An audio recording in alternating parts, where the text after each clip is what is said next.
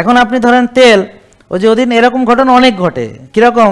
যেমন একজন মানে আর্মি অফিসার, আমি তার র্যাঙ্ক বলবো না আর কি তার পরিচয় বলবো না, তো ওনার আম্মাকে আমাকে দেখাইছেন। দেখানোর পরে সে ওই আমার এখান থেকে প্রথমে তেল টেল নিয়ে তারে সুন্দর খাওয়াইছে। এরপর সে কী করছে, সিএসডি থেকে তার মার জন্য ওখান থেকে একটা নারকেলের তেল নিয়ে দিছে।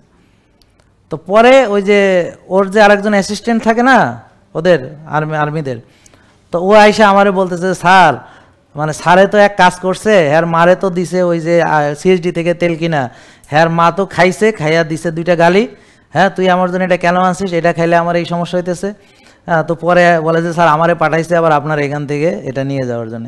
নারকেলের তেল এটা কি আপনি না খেলে এটা বুঝবেন না, আর খাওয়ার পরে এরপর আপনি অন্যটা ট্রাই করলেন, আপনি নিজেই পার্থক্য বুঝবেন, আমার বলে দেওয়া লাগবে না। বুঝতে পারছেন? আমার বলে দেওয়া লাগবে না। তো এরকম যারা একটু যে ফন্ডিতি করবে ওরা ধরা খেয়ে টের পাবে যে কী করছে। খামাকে এখন ওই যে তেলটা কিনছে যে পুরো টাকাটাই লস গেল না, হ্যাঁ শুধু শুধু লস গেল না নাকি? তো এই জন্যে ভাই আপনারা যে সয়াবিন তেলটা কিনেন, সত্যি কথা বলি, এই তেলটা যদি আমারে বলে যে মাথায় পিস্তল ঠেকায় গুলি করে দেবেন যদি না খাস, আমি তাও খাবো না, বুঝছেন? আর আপনি নিজের টাকায় কিনে এনে বিষ খান, আপনার বুদ্ধিটা একটু চিন্তা করে দেখেন। মানে যেই খাবার আমার ক্ষতি করে সেই খাবার আমারে জোর করে খাওয়ানো যাবে না, আর আমি নিজের টাকায় কিনে এনে সেটা খাইতেছি। আর একটা গুরুত্বপূর্ণ তথ্য দিয়েই শেষ করব, সেটা হলো দেখেন অনেকেরই এখন বাসা ভর্তি বাজার আছে, অর্থাৎ চাল ডাল, মানে যারা আজকে নতুন আসছে, তখন এই যে তেলকে এখান থেকে নিলে তার অতিরিক্ত মনে হবে খরচ। কিন্তু উনি যখন 1 মাস ফলো করছেন, উনি এখন যেই খাবারগুলো উনি রেগুলার খাইতেন, অনেক খাবারই উনি আর খান নাই। যেমন উনি ডাল খায় নাই, উনি চাল খায় নাই, উনি আড়া খায় নাই, উনি ময়দা খায় নাই, উনি চিনি খায় নাই, উনি গুঁড়া দুধ খায় নাই, টঙের দোকানে চা খায় নাই, দাওয়াতে কম গেছে কারণ 5,000 টাকার গিফট নেবো, কিছু খাইতে পারবো না, হে দাওয়াতে যাই লাভ কি? কথা বুঝতে পারছেন? বন্ধু বান্ধব মিলে যে খাইতে যাইতে, এটা তো কত টাকা ওখানে বাঁচছে, তার তুলনায় যে টাকার প্রোডাক্ট নিচ্ছে সেটা নিতান্তই কম। কিন্তু তো যখন 2-3 মাস করে মানবেন, তখন আপনার কাছে আর খরচটা মানে ইয়ে হবে না।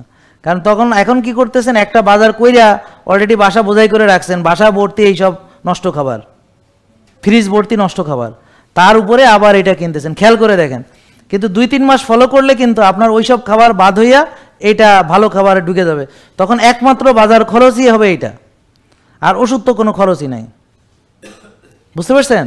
এখন আপনারা কি করতেছেন, বাজার করতেছেন, সেটাকে চিকিৎসা খরচ মনে করতেছেন না, কারণ চাল আটা টাটা এগুলা, ওই যে শ্বাসের মুরগি শ্বাসের ডিম, এটা তো আর আমার থেকে নেন না বা ডাক্তার বিক্রি করেন এই জন্যে। আর যেহেতু আপনারা এই যে আমার থেকে তেল নিতেছেন, এখন তেল নাকি আপনার চিকিৎসা খরচ হয়ে গেছে। আগে চিকিৎসা খরচ ছিল কি, যে ওষুধ, ডাক্তারের ভিজিট, পরীক্ষা নিরীক্ষা, অপারেশন চার্জ ইত্যাদি। খেয়াল করছেন? এখন চিকিৎসা খরচ কি, তেল খরচ, ঘি ইত্যাদি। মানে আপনাদের মাথায় কি ঢোকে কিছু কিছু বুঝে আসে? এটা চিকিৎসা খরচ, এটা বাজার খরচ।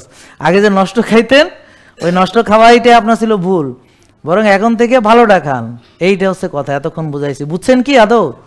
আরও বুঝবেন মানার পরে। আর এই খরচটা অতিরিক্ত না, এটা হলো আপনার লাইফে ইনভেস্টমেন্ট। এই খাবারটা খেলে কি হবে, অপারেশন থেকে বাঁচবেন, ওই যে ওষুধের খরচ থেকে বাঁচবেন, ডাক্তারের ওখানে জিম্মি থাকা থেকে বাঁচবেন। 24 বছর রোগ পুষছে, ওষুধ খাইছে, ইনসুলিন দিছে, এই যে এতগুলো টাকা খরচ করে এত বড় রোগী হয়েছে, সেটা থেকে বাঁচবেন, অপারেশন থেকে বাঁচবেন, হ্যাঁ আইসিইউতে যাওয়া থেকে বাঁচবেন, সিসিইউ থেকে বাঁচবেন, রিং পরানো থেকে বাঁচবেন, ব্রেন স্ট্রোক থেকে বাঁচবেন। আর সবচেয়ে বড় কথা হলো সুস্থ থাকলে, তাকত থাকলে জীবনটা মজার। আর নেতাইন্না পুতাইন্না নাম পুরুষ এগুলো বাইসে থেকে কোনো লাভ নাই, হুদাগামে কিছু একটা করবো এই ক্ষমতাও নাই। জেকে লাইফস্টাইল, ওষুধ মুক্ত সুস্থ জীবন।